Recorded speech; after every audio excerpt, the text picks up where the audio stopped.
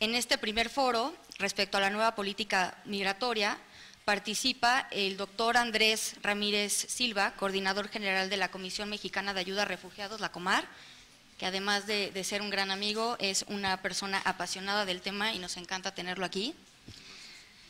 Nos acompaña el padre Flor María Rigoni, de la Red de Casas del Migrante, que además fue un gran impulsor de este proyecto, así que agradecemos mucho el motor que ha sido para sacar este día adelante.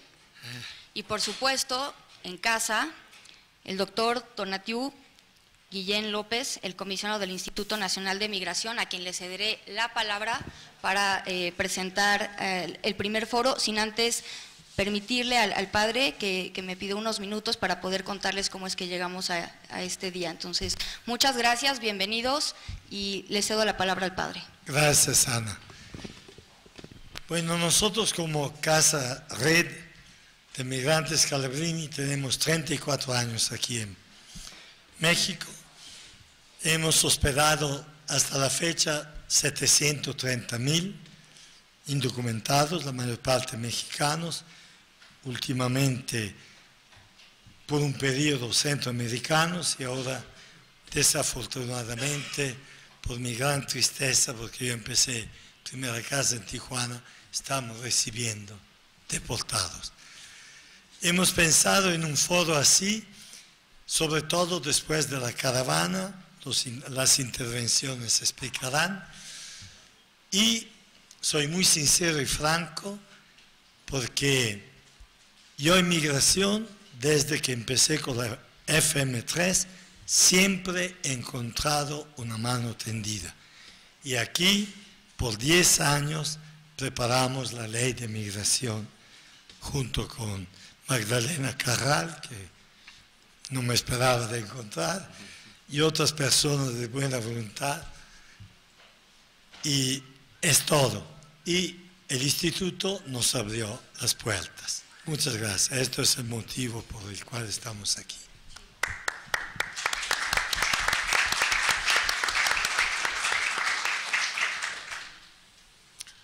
Muchas gracias, buenos días y bienvenidas y bienvenidos a este foro de foros, porque está dividido en varios foros, entonces es así.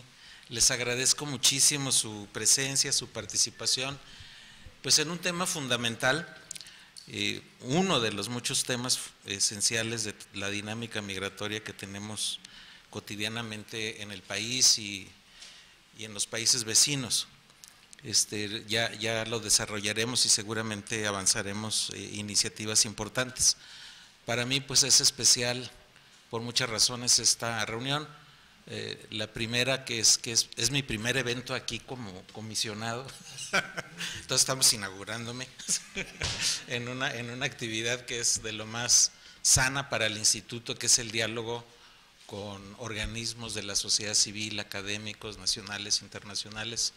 El instituto debe ser un espacio abierto y este es un ejercicio también para que ese espacio efectivamente sea un lugar para el diálogo, para el encuentro y para abrir rutas de comunicación y sobre todo de reforma de política pública migratoria que nos urge desarrollar a todos de manera alternativa y evidentemente en beneficio de las personas migrantes.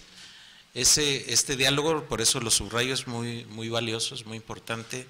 Quiero agradecer pues aquí a nuestro gran amigo Flor María, que ha sido pues un personaje indispensable y sobre todo muy reconocido por su trayectoria en la protección, cuidado y promoción en general de la temática migrante en México y en el extranjero. Le debemos muchísimo, padre, muchas gracias por todo, y ahora en esta iniciativa agradezco que nos haya invitado también al instituto a ser parte de ella. Hay una lista de personas, amigas y amigos que están aquí hoy acompañándonos. A todas y a todos les agradezco su presencia, que valoramos enormemente. Tenemos con nosotros al señor Félix Ulloa, viceministro electo del Salvador, que agradecemos su apoyo y presencia, a nuestros muy apreciados amigos de las embajadas y consulados de El Salvador, Honduras y Estados Unidos, también muchas gracias por estar con nosotros. A Magdalena, pionera, muchas gracias el tema, y pues ya el otro día me contó que ella fue el quien armó la compra de este edificio para el instituto. Entonces, Magdalena, también muchas gracias. A la OIM, que también siempre ha estado con nosotros trabajando, a la Comar, muchas gracias también, Andrés, que estás participando con nosotros, a nuestros amigos de CIPINA, también de la Procuraduría Federal, muchas gracias, Procuradora, por acompañarnos, a nuestros amigos del instituto, directores y personal, gracias.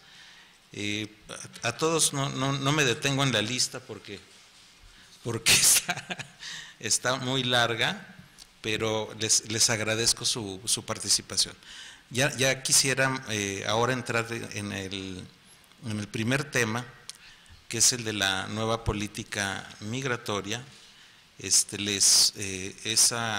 Pues es el primer mapa que estamos esbozando para la construcción de las nuevas rutas de la política migratoria en el país, así que le voy a pedir a Ana que inicie la moderación de esta primera parte del evento, y nuevamente muchas gracias a todas y todos por su presencia. Ana. Gracias, doctor. Se me pasó de dar las indicaciones de Protección Civil por el nervio, pero están las salidas de emergencia a su costado derecho, en nuestro izquierdo, y tenemos gente de Protección Civil enchalecada, si pueden levantar la mano por ahí. Gracias. Dicho eso, ya podemos empezar con calma el evento.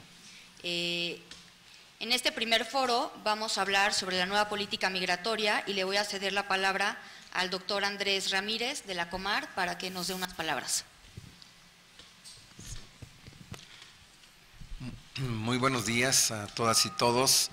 Es un gran honor estar en un evento, como dice Tonatiuh, estamos debutando, está debutando Tonatiuh en su propia casa, organizando un evento muy importante, porque es un evento organizado por los escalabrinianos, y bueno, eso es todos quienes hemos trabajado a lo largo de muchos años con el tema de inmigrantes y el tema de refugiados, sabemos que pues es un referente inmejorable, es un gran referente. Aquí está Mauro, muchos saludos, que ha sido héroe de varias batallas en varias regiones del continente de América Latina. Hay tantos personajes aquí, que como bien dice Tonatiuh, es difícil enlistarlos a todos porque todos son importantes. Desde luego el padre Rigoni pues es una figura casi que emblemática que en este país con el tema de migrantes y de refugiados, así es que es un honor compartir la mesa con él. Muchas gracias, Anita, por tu muy gentil presentación y por la organización de este evento tan importante. Y bueno, yo sí quisiera decir que ha inspirado el trabajar en la Comar el hecho de que hay una idea de una nueva política migratoria y que el diseñarla y después ejecutarla no es algo sencillo, no es algo obvio ni automático, y que desde luego, como todos los primeros pasos, son siempre difíciles. Y en ese sentido nosotros sabemos que nos enfrentamos con una serie de problemáticas imprevisibles, difíciles de haber avisorado, y que se pueden sortear las dificultades de una u otra forma, pero sobre todo lo que siempre tiene que estar permeando, impregnando todo el quehacer en materia de la política migratoria es el enfoque de derechos humanos. O sea, no importa cuáles sean los altibajos, no importa cuáles sean los percances, no importa cuáles sean la volatilidad de los acontecimientos, las amenazas de oleadas, de enormes caravanas, sea lo que sea, independientemente de los cambios, de las escaramuzas, de las necesidades de enfrentarlos de formas diversas, lo que tiene que estar siempre como eje rector son los derechos humanos, y creo que eso ha sido la instrucción general que se nos ha dado por parte de la señora secretaria de Gobernación. Y esto es lo que nos está guiando. Y yo sí quisiera decir que en ese sentido la Comar, en tanto que la Coordinadora General del tema de los refugiados, estamos inscritos en esa política general de migración de manera directa o de manera indirecta. Y aquí lo primero que acordamos, Tonatiuh y yo, cuando estábamos aún en la transición, era la necesidad de tener una estrecha colaboración y de trabajar un acuerdo de colaboración, de cooperación, desde los primeros días de nuestro trabajo y firmarlo cuanto antes para establecer reuniones periódicas sobre los diversos temas importantes de nuestro trabajo de migrantes y refugiados. Y eso fue lo que hicimos, ya lo hicimos, ya lo trabajamos, ya lo firmamos y ya estamos haciendo las primeras reuniones de colaboración. Decir esto desde la perspectiva de refugiados, que siempre han sido reuniones muy positivas, muy constructivas y que nos están ayudando enormemente, sobre todo con ese eje de pensar el tema de derechos humanos como el tema que impregna absolutamente todas nuestras actividades. Eso nos está ayudando muchísimo, así es que agradezco a Tonatiuh por esa buena voluntad de colaboración y de cumplimiento para que no se quede simplemente en un acuerdo que sea material para las ratas, sino que sea justamente un instrumento de trabajo y de ejecución. Quiero decir también que en estos pocos meses de trabajo nos hemos enfrentado con situaciones inéditas en nuestro país. Sí, hace muchísimos años, en la década de los 80 tuvimos, y aquí sí ya hablando concretamente del tema de refugiados, tuvimos las grandes oleadas de refugiados por la situación de la política de represión y de tierra arrasada de los gobiernos de Ríos Montt y de Lucas en Guatemala, y que llevó a que miles y miles de refugiados cruzaran la frontera, inicialmente en Chiapas y después con una política de reubicación hacia Campeche y Quintana Roo, pero esos eran refugiados indígenas que tenían aquella cosmovisión tradicional de los pueblos étnico-mayas, de la necesidad de estar siempre apegado a su tierra, a su cosmovisión de su territorio, y pensaban en todo momento en el retorno que tendrían que desarrollar a Guatemala tan pronto estuvieran las condiciones de seguridad y de dignidad para retornar de manera colectiva a Guatemala, y eso hizo que se confinaran en lo fundamental en los municipios fronterizos del estado de Chiapas y en Campeche y Quintana Roo. Ahora la situación es un tanto diferente. Después de haber tenido algunas oleadas pequeñas con el tema de los colombianos, a la década de los 90, sobre todo finales de la década de los 90, inicios del siglo XXI, con todo ese tremendo desplazamiento interno en Colombia y el éxodo de refugiados a los países andinos y también a algunos otros países, a México no llegaron demasiados colombianos. A México sí llegaron, pero llegaron en números bastante manejables. Eran momentos en que llegaban el total de solicitantes de la condición de refugiado a México, que muchas veces no rebasaba los 400 personas a nivel anual. Para el año 2013 se dan ya las primeras oleadas importantes y significativas de personas que fluían del Triángulo Norte de Centroamérica, de Honduras, Salvador y Guatemala. 1.296 personas solicitaron la condición de refugiado en el año 2013, y así cada año se fue incrementando, duplicando el número de personas. Y este pronóstico, esta previsión se hizo con toda claridad por parte del Alto Comisionado de Naciones Unidas para Refugiados ya desde el año 2012. Tan es así que en la Declaración de Brasil y Plan de Acción de Brasil en el año 2014, fue incluido el tema de la importancia de tener una prevención y respuesta al tema de flujos de personas en necesidad de protección internacional que provendrían de estos países del Triángulo Norte Centroamericano. Y por ello no es casual que a lo largo de todos estos años se ha venido incrementando, y que era un pronóstico no descabellado, no especulativo, sino basado en la dinámica de los acontecimientos que se estaban desarrollando al interior de estos países. Había sectores importantes que pensaban en fluir en manera importante a los Estados Unidos, pero también a México, y así de manera creciente México se fue transformando de ser un país simplemente exportador de migrantes de origen y de ser simplemente un país de tránsito en un país también de destino. Y hoy podemos decir sin ningún lugar a dudas que México es también un lugar de destino, aparte que como siempre ha sido un país también de retorno, porque muchas de las personas que han llegado a los Estados Unidos han sido devueltos a México, así es que en cantidades significativas ha sido sistemáticamente un país de retorno. Pero la novedad ha sido de que se ha consolidado como un país de destino, y en esa medida podemos no estar sorprendidos de que los números subieron y subieron y subieron, y ya el año 2019, continuando esa tendencia, en el año 2018, continuando esa tendencia, cerramos con 29.623 personas solicitando la condición de refugiado en México.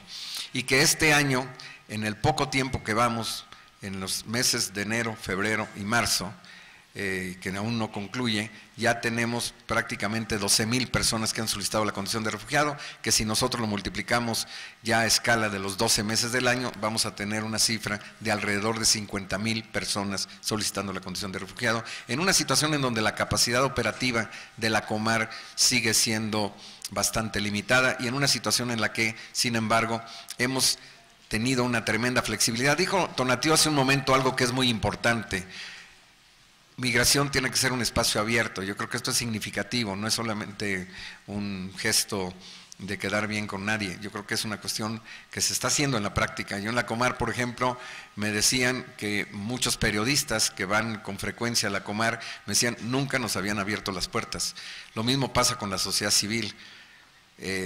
Nunca tenían reuniones en la Comar. Estamos con la política totalmente abierta, creemos que son todos aliados, que son aliados estratégicos, son aliados fundamentales, son aliados claves. No estamos en condiciones de poder enfrentar el problema de manera aislada, de manera individual, lo tenemos que hacer de manera conjunta, uniendo esfuerzos con todas aquellas instituciones que de una forma u otra tienen una gran responsabilidad desde la perspectiva de la sociedad civil, desde la perspectiva de la Iglesia, que ha sido tradicional en el apoyo humanitario, decidido, con gran pasión y compromiso, y desde luego las instituciones no pueden rehuir, las instituciones federales, estatales y municipales no pueden rehuir a sus responsabilidades. En el tema de refugiados, el tema efectivamente no es simplemente generosidad, no se trata de una Comar magnánima, se trata simplemente de tener que cumplir con nuestras responsabilidades internacionales. Somos signatarios de la Convención del 51, del Protocolo del 67, somos también parte de la Declaración de Cartagena, y tan lo somos que todos esos instrumentos internacionales y regionales se han incorporado en la legislación mexicana en el 2011 y en la reforma de la Ley de Refugiados del 2014, y estamos completamente dispuestos no solamente a implementarla en la mayor de nuestras capacidades y nuestras posibilidades, sino a hacer el máximo esfuerzo para hacer de esto lo que merecen todas las personas que viven en necesidad de protección internacional: respeto, trato humano y sobre todo el que podamos atenderlos en los máximos estándares internacionales. Ese es nuestro compromiso y eso estamos tratando de hacer. Muchas gracias.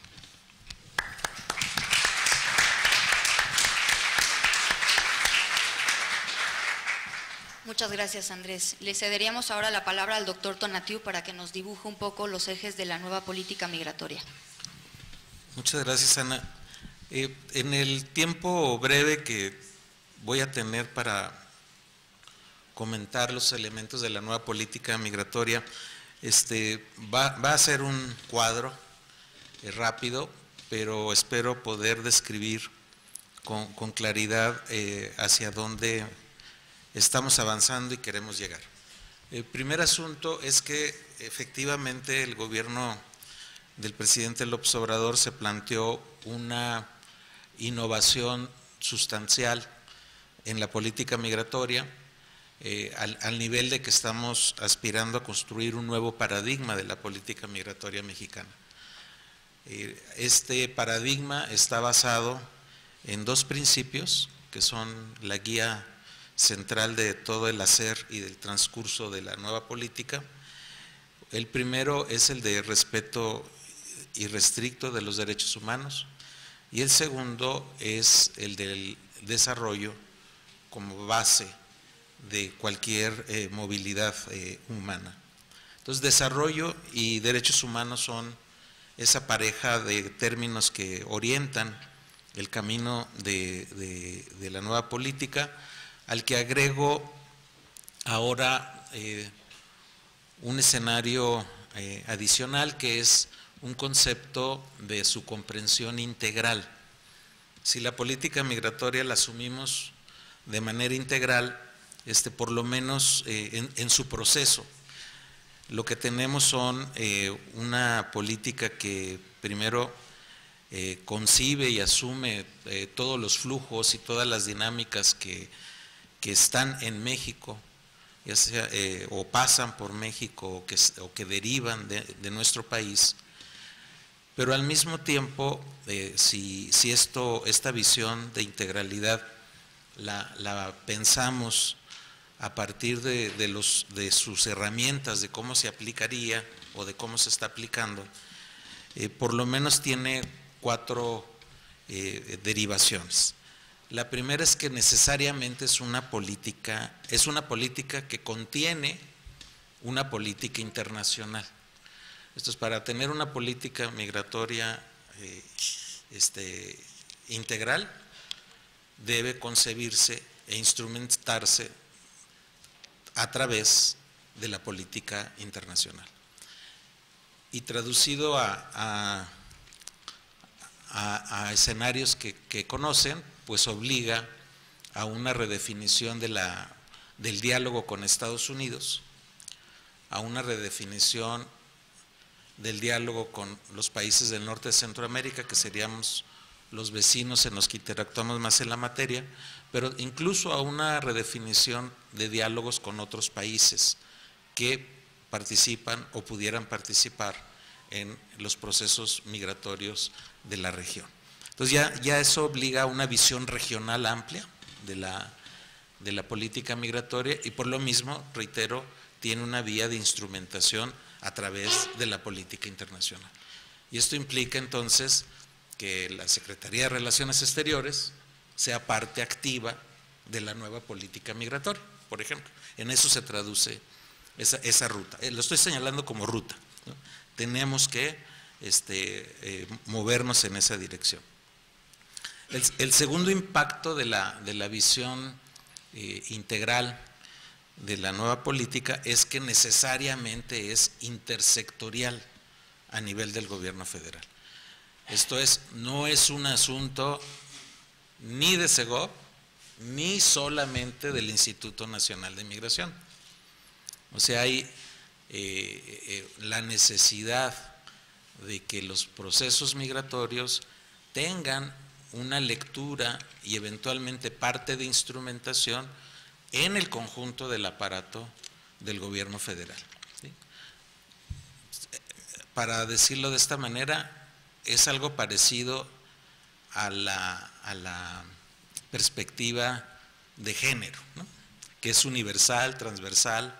Bueno, también hay necesidad de la perspectiva de la migración, porque el Estado mexicano y sus instituciones se diseñaron no solo hace muchos años, sino que tienen muchas inercias de un concepto de nación y de país contenido todo en el territorio.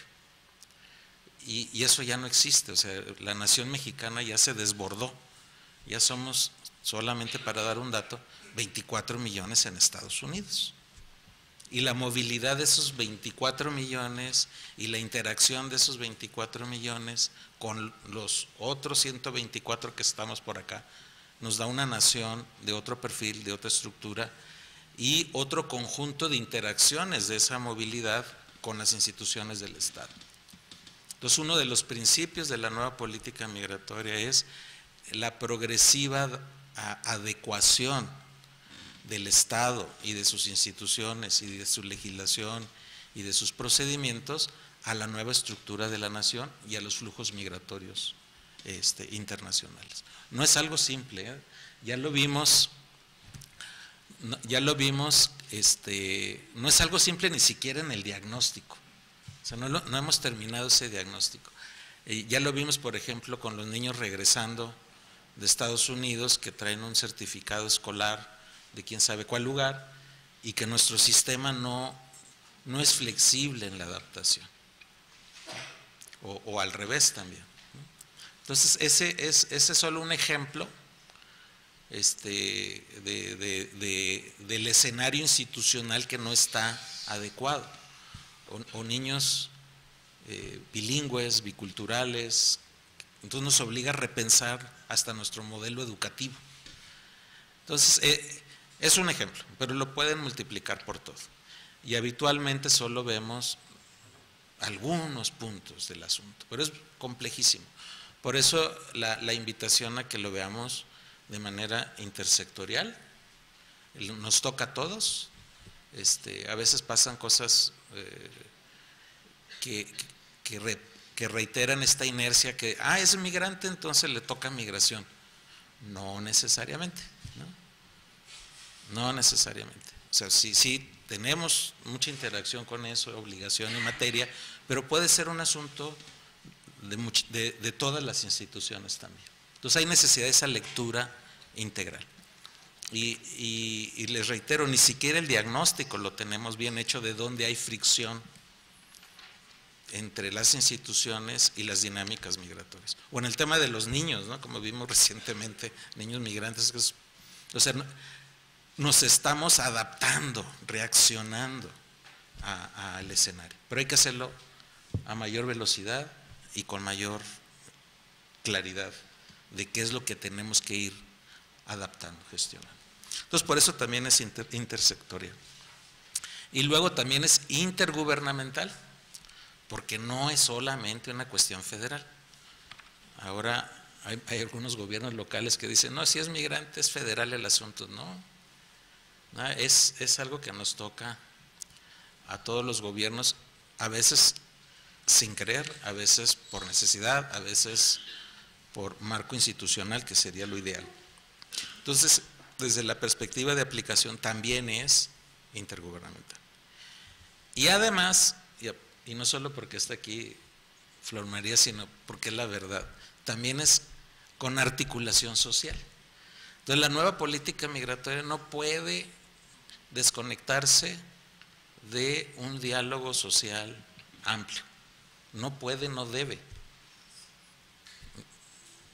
Esa dimensión, entonces, que sobre todo pues es muy obvia en el asunto de las situaciones críticas, humanitariamente críticas, pues los albergues ¿de quién son? El apoyo de los albergues ¿de dónde viene? La organización comunitaria alrededor de ese tema tan difícil. Y solo cito un ejemplo, obliga a una visión también con articulación social. Entonces, tenemos una política migratoria en este mapa que es internacional, intersectorial, intergubernamental y con necesaria y obligada vinculación social. Esa es la estructura. Y voy a mencionar dos componentes solamente porque ni tiempo hay y hay que desarrollarlos con toda calma cada cosa, pero solo dos componentes. Uno, del diálogo con Estados Unidos, que es complejísimo, tan complejo como el día de hoy, que el señor Trump amaneció con su tuit muy enojado, no sé si lo vieron, y parece que sigue enojado y al ratito va a decir algunas cosas más. Entonces, es un referente inevitable, ¿no? el estar en ese asunto. Y de una vez me disculpo porque voy a tener que salir a ver parte de esas cosas al ratito. Pero nos obliga a una visión y a un diálogo muy complejo con Estados Unidos. Estados Unidos tiene lo que yo llamo una estructura bipolar en su política migratoria. Por un lado, tiene un sistema de asilo, de refugio muy desarrollado, en muchos sentidos muy positivo, con características de derecho que yo creo que hay que valorar, y eso hace que la dinámica de búsqueda de asilo en estas semanas, en estos años, pues sea altísima. Y que, por ejemplo, a últimas semanas haya un incremento muy fuerte de familias moviéndose en búsqueda de asilo. Entonces hay no solo un país desarrollado, muy desarrollado al otro lado, sino también tiene un marco jurídico de asilo que, solo diré, es tan bueno que genera atracción. Y luego está el otro lado, de que no quieren su sistema de asilo y quieren poner un muro. Por eso Dios es una estructura bipolar. No menciono más, pero retrata la complejidad del escenario. Y tenemos después dos grandes movilidades que se están moviendo en este marco que estoy señalando. Una que ha sido nuestro asunto de muchos años, no resuelto, pero nuestro asunto de muchos años, que son las repatriaciones que hace Estados Unidos de mexicanos desde allá, ¿no? Tenemos años y años y años con el asunto, con el tema, con cada vez más complejo, porque no es lo mismo retornar a una persona que acaba de entrar a Estados Unidos a una que ya tiene 10 años, 15 años o 20 años. O sea, el drama humano es de escalas muy distintas y eso ha estado pasando cada vez más en esos retornos. Y también es cierto que la política del Estado mexicano a esos retornos pues ha sido marginal. No le hemos entrado todavía con suficiente fuerza y por lo mismo estamos en la nueva política replanteando la estrategia. Hay un componente de política internacional que pues en esencia está desarrollando la Cancillería, pero hay otra que en donde ya nos toca, en donde no es solamente nuestro rol, y aquí ya me refiero un poco más al instituto, en hacer los registros de quién llega. Hay que pasar del registro a la comprensión de la persona y de su situación. Y de la comprensión de la persona y de su situación también a lo que sigue, al derivado. En términos generales, dentro de lo grave, también regresa gran capital humano, personas muy formadas, personas bilingües, prácticamente biculturales, que visto como capital humano y desde la perspectiva del desarrollo, pues puede ser valioso para cualquier país.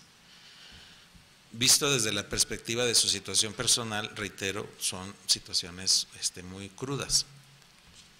Entonces, ¿qué es lo que nos estamos proponiendo y que estamos ya construyendo? Es por lo menos, sí debemos contribuir a la estructura de albergue, debemos mejorar eso sustancialmente. Hay necesidad de encontrar los instrumentos adecuados para hacerlo, pero también hay la posibilidad de que las personas que lleguen a México, el instituto se convierta no en el registrador, sino en el promotor y el hacedor de mecanismos de inclusión en el sistema de bienestar del Estado. ¿Qué cosas podemos hacer de inmediato, desde identidad, generando instrumentos de identificación, acuerdos con el Instituto Nacional Electoral, y luego nos vamos moviendo al sistema de bienestar, obviamente con salud, pero hay programas para jóvenes, hay programas para adultos mayores, hay programas para inversión, hay programas en los que se puede hacer hasta una red misma de personas que han tenido esta experiencia y que ya existen y que hay que potenciar, ¿no? Hay que generar. Entonces, esa red de bienestar, la conexión de una persona que arriba a la frontera sin identificación, sin recursos, en condiciones emocionalmente muy difíciles, bueno, tenemos que hacer todo el esfuerzo para pasar a otra fase y en donde el instituto se convierta en el que hace los vínculos con el sistema de bienestar del Estado. Ese es como a grandes trazos, eso es lo que ya estamos avanzando en su construcción y que modificaría sustancialmente el trato que hemos dado a esos retornos. Junto con también los voluntarios, hay que hacer el esfuerzo, porque también regresa mucha gente de manera voluntaria, eso es histórico, y que también requieren estrategias ya no tanto de inclusión, pero sí de estrategias para potenciar capacidades, incluso nos interesa para potenciar desarrollo. Entonces, esas estrategias son las que estamos en ruta de construcción. Y finalmente, ya no me meto tampoco en los detalles, no muchos detalles, pero tenemos el desafío del flujo que viene del norte de Centroamérica. Es muy grande, ha estado creciendo y ahí hay pues la recomendación del presidente es avanzar sobre la parte estructural de los factores. Tenemos que colaborar más con nuestros países hermanos de Centroamérica, ayudar a fortalecer sus capacidades económicas, sus condiciones sociales y por ello la estrategia de desarrollo. Hay que invertir en apoyar la inversión en Centroamérica, hay que apoyar la economía y el flujo económico entre Centroamérica y México. Simplemente si moviéramos algunos instrumentos de la política comercial, nos interesa, nos interesa que el flujo comercial sea más fuerte, más intenso y más diverso con el norte de Centroamérica. Nos interesa porque genera desarrollo para México y desarrollo también para Centroamérica. Entonces, estrategias de este tipo, más la inversión que ya se han anunciado, que espero maduren rápidamente desde Estados Unidos y mismo México, tengamos economías cada vez más compartidas. Y el otro escenario dentro de estas economías compartidas y movilidades regionales es algo que ya hemos comentado antes, y es también favorecer instrumentos de movilidad regional ampliados. Actualmente existe un mercado laboral muy grande entre Guatemala y México, que se desarrolla a través de una tarjeta de visitante trabajador fronterizo, y esa tarjeta pues ha sido muy exitosa, tiene ya muchos años funcionando y explica que alrededor de 700,000 eventos de cruce se hagan cada año de Guatemala a México por razones laborales, a veces un poco más, pero digamos ese es el promedio. Entonces hay una economía que ya está articulada ahí, es muy importante ese mercado laboral, hay que mejorarlo, hay que subirle calidad, hay que mejorar condiciones del mismo mercado, pero ya generó una región económica importante entre Guatemala y México. Bueno, el proyecto es también ampliar esa región económica y que la tarjeta de trabajador fronterizo pueda ser también para nacionales de Honduras y de El Salvador, que la geografía se extienda un poco más de acceso y de que a través de la movilidad laboral se fortalezcan economías. Y el otro instrumento también que ya existe, pero también se trata de ampliarlo, ese es de las tarjetas de visitante regional. Con esta movilidad que también ya está entre Belice y Guatemala con México, la podamos ampliar y si lo ven ya en grande, estaríamos avanzando a una región social, económica, con movilidad regular, desde el sur de México a Honduras, una economía, un conjunto, un desarrollo económico. Esa visión obviamente no es un acto mágico, hay que irla construyendo, hay que irla desarrollando y nosotros por lo pronto estaremos contribuyendo a que la movilidad de las personas transcurra en las mejores condiciones, que sea regular, que no haya necesidad de movilidades precarias o escondidas o irregulares. O sea, por eso es tan importante avanzar progresivamente en desarrollo y progresivamente también en condiciones e instrumentos que permitan una movilidad regular. A grandes trazos, entonces, hay más elementos que están en el escenario, pero el gran desafío de la política migratoria para los próximos años es efectivamente el de los mexicanos en Estados Unidos, y yo lo ampliaré un poco más. El gran desafío de la nación mexicana del siglo XXI es cómo se relaciona consigo misma en un marco transterritorial. Eso es un súper asunto. Incluso visto como proyecto de desarrollo, debe ser fundamental tener la visión ampliada, la visión periférica ampliada. Es tan limitada nuestra perspectiva del asunto hasta ahora que por ejemplo, abran ustedes la página de INEGI. INEGI solo cuenta residentes. A los demás ni los contamos, ¿no? Entonces, y no es que INEGI esté haciendo algo malo, simplemente es que su mandato es el territorio, y lo hacen muy bien además.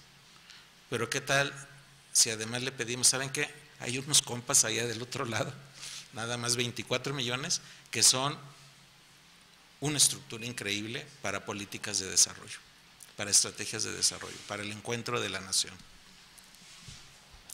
Ese giro es el que estamos proponiendo, y también con Centroamérica misma historia. O sea, la dinámica social y económica nos está encontrando. Ese es un hecho. Así como en la frontera México-Estados Unidos también nos encontramos y se generaron economías y sociedades fronterizas, y ese hecho, pues, ¿qué creen? Está también ocurriendo con Centroamérica, en el norte de Centroamérica. Ya de manera cada vez más intensa con Guatemala, y inevitablemente también con Honduras y El Salvador. Entonces la pregunta es muy sencilla: ¿cómo queremos que ocurra esa articulación? Entonces, pensamos que lo más racional es hacer un buen proyecto de desarrollo. Hay que dialogar, compartir visiones con los países hermanos de Centroamérica, apoyarnos, fortalecernos y generar esa macro región de desarrollo y de movilidad humana en otras condiciones. Entonces, hacia allá estamos. Son los dos grandes paquetes. Hay más, ¿no? Hay muchas más cosas, porque también ya tenemos flujos extracontinentales impresionantes, tremendos, caribeños no tanto, pero sí muy ruidosos, ¿no? Con cubanos particularmente, ¿no? Entonces, es que forman parte del mapa, forman parte de la complejidad, pero los grandes asuntos son esos dos. Y con esos dos hay que ubicarlos en la estrategia correcta de la nueva política migratoria. Bueno, muchas gracias.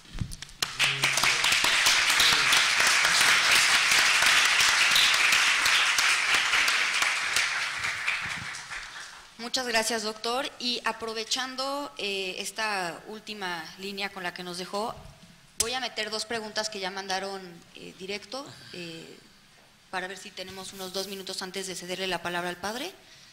La primera tiene que ver con algunas declaraciones que ha hecho el presidente Donald Trump sobre que México no está haciendo nada para detener la migración irregular a Estados Unidos. Y la segunda pregunta sería sobre el número de permisos temporales de visitante y trabajo y las diferentes formas que tenemos para regularizar a las personas también. si esto va a cambiar en la nueva política migratoria y cuáles serían estas nuevas formas para entrar al país a trabajar y a vivir. Y le regreso la palabra para contestar.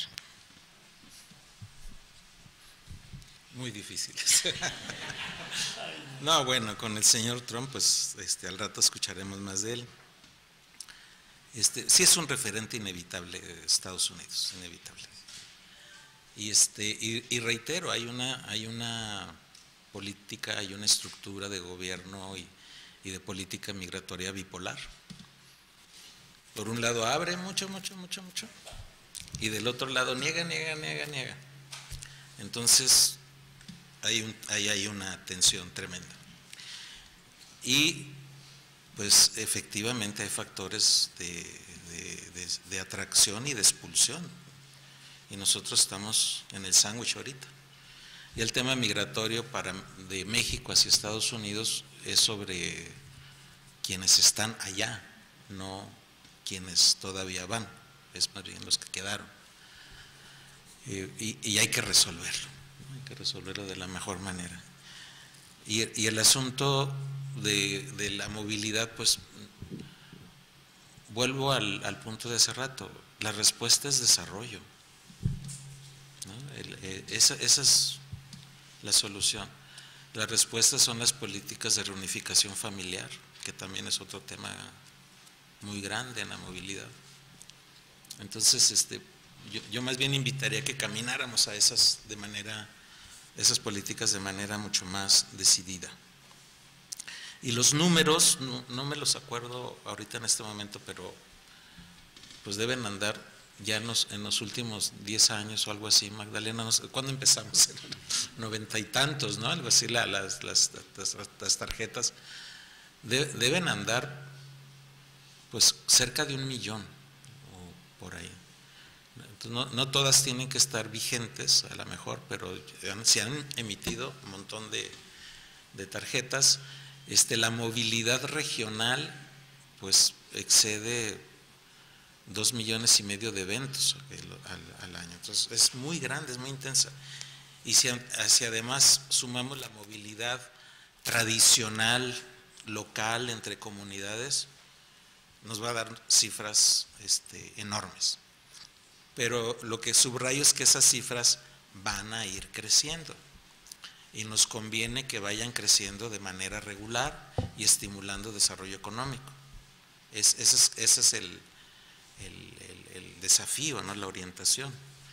Entonces sí estamos pues en la construcción de una macrorregión.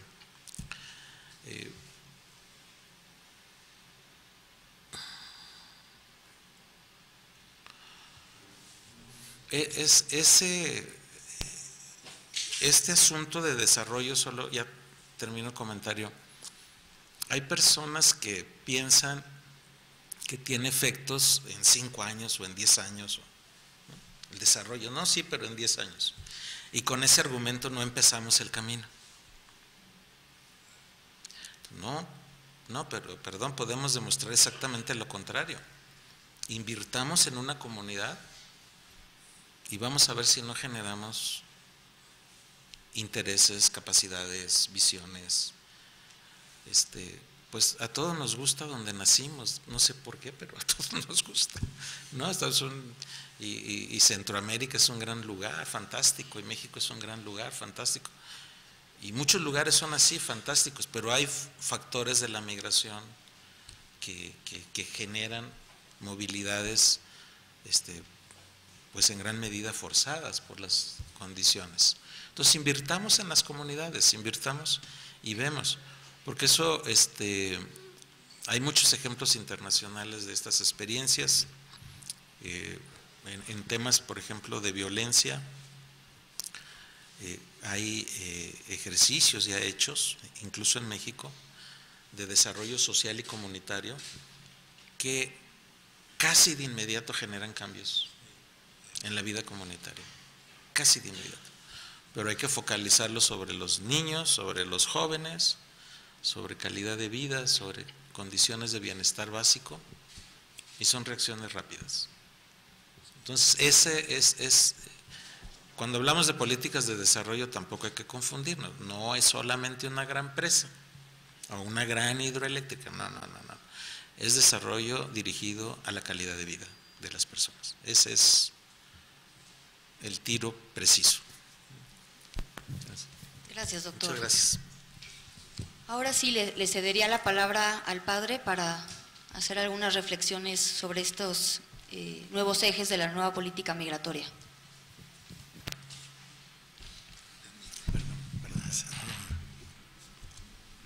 Muchas gracias. Yo quiero detener ya dos marcos referenciales importantes.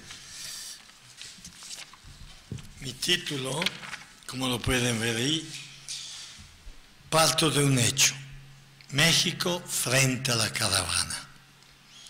Yo tengo 34 años en México y siempre a contacto con los migrantes. He visto el cambio de varias tipologías migratorias, de sus rutas, de las mismas razones que inducen este fenómeno. Soy también testigo de los avances, cambios y leyes del Gobierno de México y de nuestro pueblo para lidiar con los distintos retos.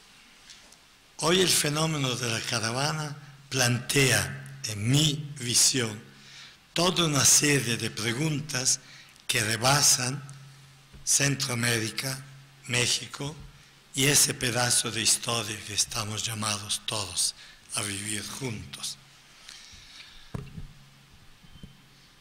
En cada slide verán el núcleo y dos palabras más que yo añado.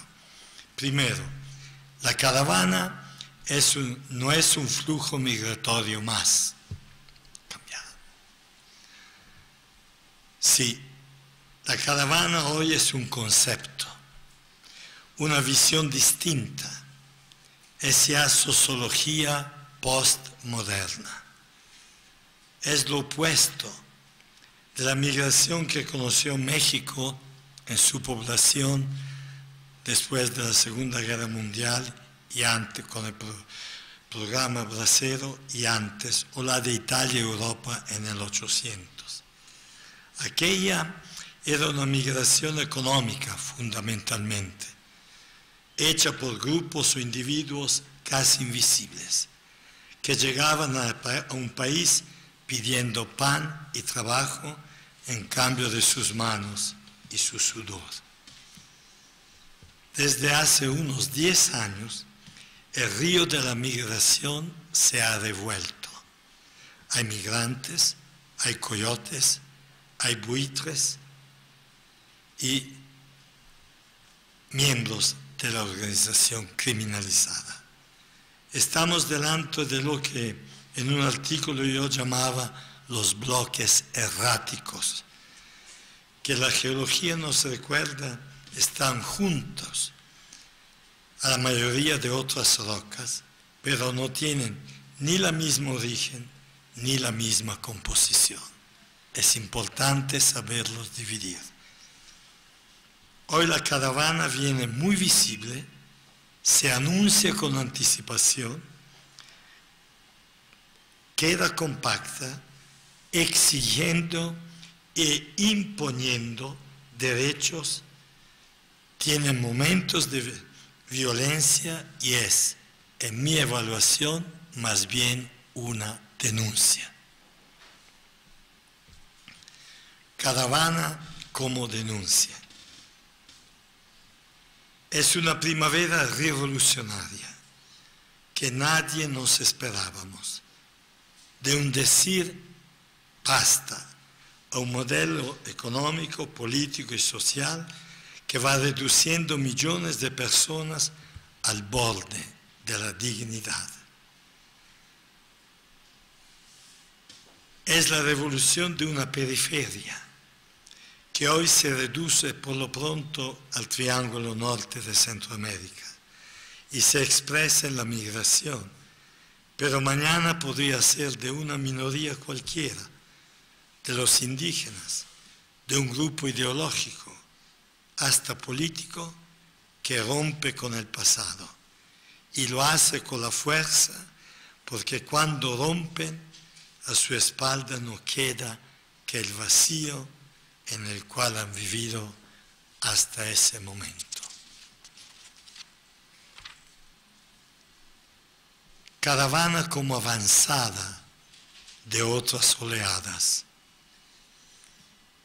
Asistimos a un derroche de publicidad falsa, suntuosa, seguido lujuriosa, un bombardeo de mercadotecnia que al final hace sentir a uno como un don nadie, despreciado, relegado en la invisibilidad de nuestros días. Finalmente, si agregamos lo que desde hace tiempo yo llamo la permisividad transgresiva, donde la frontera de los valores y del derecho ajeno se mueven calladamente como tierra movediza, entonces tenemos que prepararnos a que toda una muchedumbre se rebele y diga simplemente hasta aquí. La permisividad transgresiva es un concepto que desarrollamos mucho con la otra organización de derechos humanos, la otra administración de la Comisión Nacional de Derechos Humanos. Todo se vale, no pasa nada. Empuja tus fronteras, tus palitos, despacito, más allá, y quedarás dueño de lo que tú quieres. México delante de la caravana. Por causa fortuita o por planeación estratégica, la prima caravana se lleva a cabo en un momento donde México está viviendo el cambio de gobierno, con una población de votantes que dio la espalda al pasado y por protesta o esperanza cambiaron de rumbo y nos movieron el tapete. México no estaba preparado y en mi opinión dio patadas de ahogado bajo un gobierno en plena derrota y salida, el PRI de antes, y el otro que aún no tenía riendas. ¿Qué pasó? Quedarse en la ventana. México no supo reaccionar, se quedó, es un juicio fuerte el mío, en la ventana, amarrado también por las amenazas de un Trump que politizó la circunstancia hasta dar la impresión que nosotros teníamos que renunciar a nuestra soberanía y mostramos la falta de una estrategia hasta viéndolo desde el punto de vista de derecho internacional. El tumbar la frontera sur de México sin que se diera una situación nueva de emergencia inmediata, como la explosión de un volcán, un tsunami, una guerra civil o una invasión extranjera, puso un precedente con el potencial de aplicarlo a otros niveles y otras circunstancias. México, y lo digo como mexicano, perdió por un momento su soberanía nacional. Se mostró incapaz de gestionar la situación. Se rindió. Y fue algo que desafortunadamente es la contradicción de las redes sociales. Unas redes destacaron de forma unívoca momentos de violencia, esta barra que se tumba ahí en Hidalgo, entre Hidalgo y Tecunumán, dando la impresión que todo migrante, toda caravana, sea prácticamente una agresión de guerra.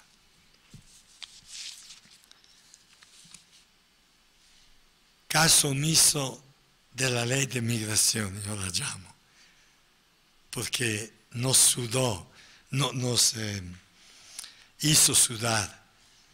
El entregar los brazaletes con visa humanitaria y tarjeta de visitante, con derechos como de permanente, volcó todo un pasado que se venía construyendo desde hace años, aún en medio de límites y restricciones. En mi vivencia de 34 años en México, inmediatamente me vinieron a la mente el consumirse de injusticias, pensando los miles y miles de migrantes y solicitantes de refugio que han pasado semanas, meses, en unos casos años, en estaciones migratorias antes de ser deportados o liberados. Llega la caravana y de la noche a la mañana tienen todo el derecho de moverse por México. Fue una ruptura inmediata, una grieta que separó un pasado de un presente. Otro punto, problemática aventada sobre la sociedad civil. Estos miles de personas, donde en parte el gobierno a través de los estados trató de acompañar en su ruta al norte, golpearon primeramente a la sociedad civil, que tenemos que reconocerlo, respondió en general según la gran tradición de hospitalidad de nuestra gente. Yo se lo decía al presidente Calderón cuando me dio el premio de Hombre de Derechos Humanos del año: Felipe, acuérdate que México me enseñó dos cosas. La primera, me recibió diciendo: Padrecito, aquí tienes tu casa. Y así fue. La segunda, su emigración. Me enseñó a inventar día tras día los motivos de su esperanza, a pesar de una lógica que te decía: disculpen, estás de la patada. Y mi canto lo invento con ellos, amanecer tras amanecer. No se puede recurrir al principio de subsidiariedad toda vez que nos vemos sumergidos o no queremos enfrentar la problemática.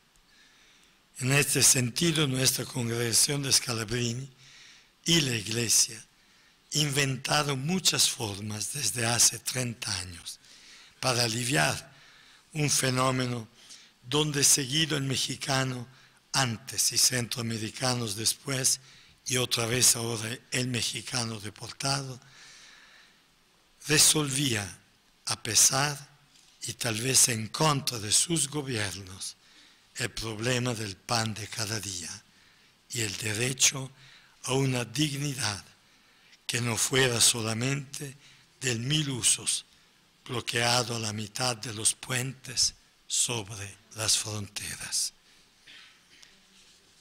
Otro punto. Responsabilidad de los gobiernos de Centroamérica. Es un tema casi ignorado. La raíz del problema está en primera mano en el Triángulo Norte, además de lo que sabemos del norte, de Trump, al cual se sumaron después Nicaragua y Venezuela en los últimos 2 años. Cada nación es llamada a ser mano tendida y solidaria con cuantos hoy huyen de la violencia y son amenazados en su vida. Esto no quita el deber de enfrentar a los responsables de políticas económicas y sociales en esos países que están generando ríos humanos echados a la deriva. Confusión sobre las tarjetas humanitarias.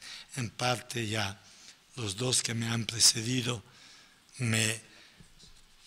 sí, tengo que cambiar la palabra confusión probablemente, pero no lo sabía.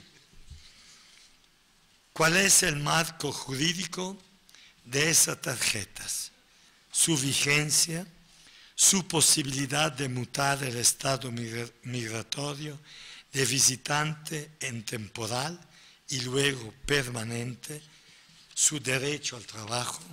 Preguntas. Son varias las preguntas que nos inquietan y los que tenemos contacto cotidiano con cuantos y cuantas por medio de la caravana recibieron este tipo de permiso, nos plantean en los albergues, centros de acogida o lo que sea. Último punto, problema Comar. No repito lo que dijiste porque nos copiamos los dos de ACNUR. Sí. A mí me impactó, aunque en Tapachula lo percibimos claramente desde 2013. Cada 2 años se multiplica por 2 el número de solicitantes de refugio.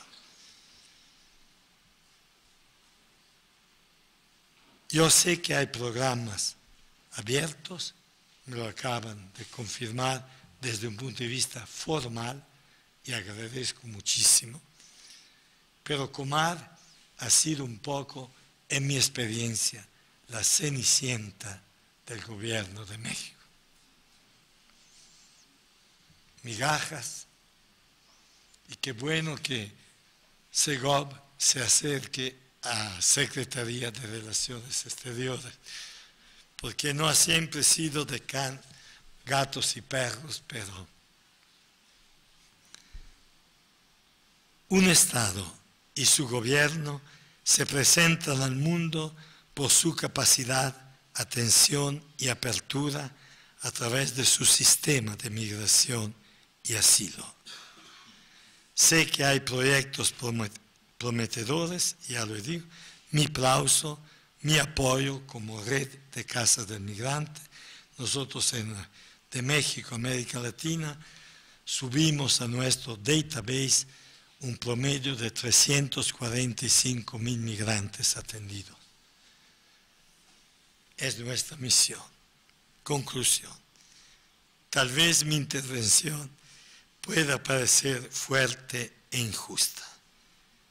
Creo en conciencia de haber siempre tratado de ser leal y congruente con el gobierno y pueblo de México. Estamos delante de un reto nuevo. Podemos ser quienes ofrezcan pronto el ejemplo de una good practice a otros países de buena voluntad, y me refiero a mi Italia de estos días, y sigo siendo mexicano e italiano. Muchas gracias.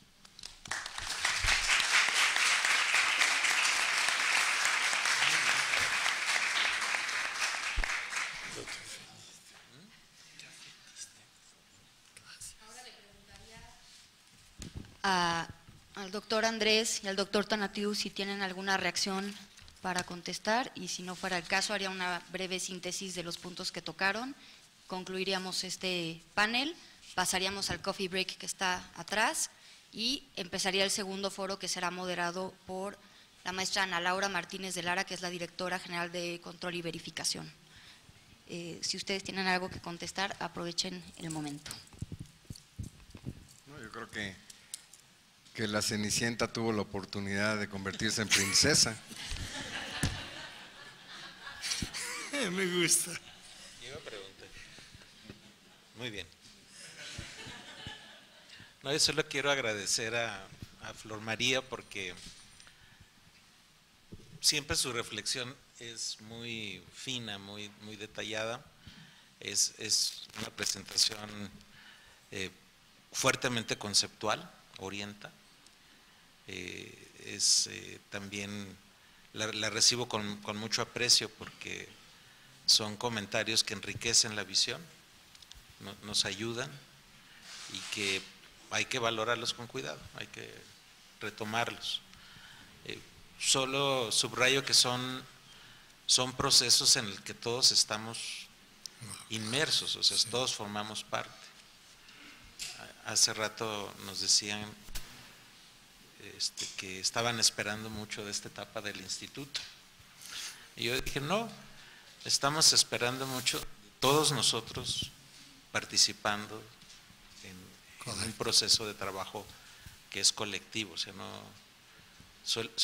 yo les digo a mis colegas, solitos no vamos a llegar muy lejos, ¿no? Tenemos que estar siempre trabajando en red y siempre trabajando en objetivos compartidos. Y aquí es donde creo que no hay ninguna diferencia, o sea, tenemos el objetivo y las metas en el que no vamos realmente a discutir, es más bien sobre los matices, los caminos, y sobre todo para saber en qué parte de la evolución de la CENICID está Comar, ¿no? Pero fuera de eso creo que estamos en condiciones comunes y metas comunes.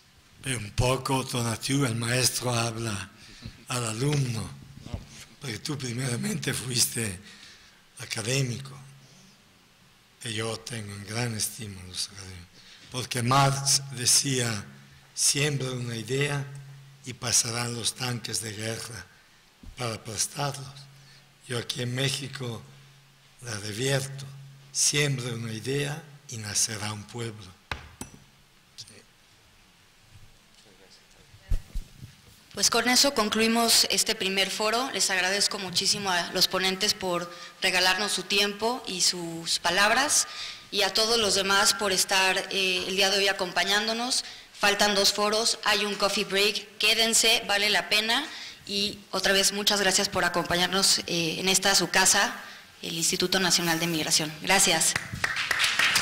Muy bien.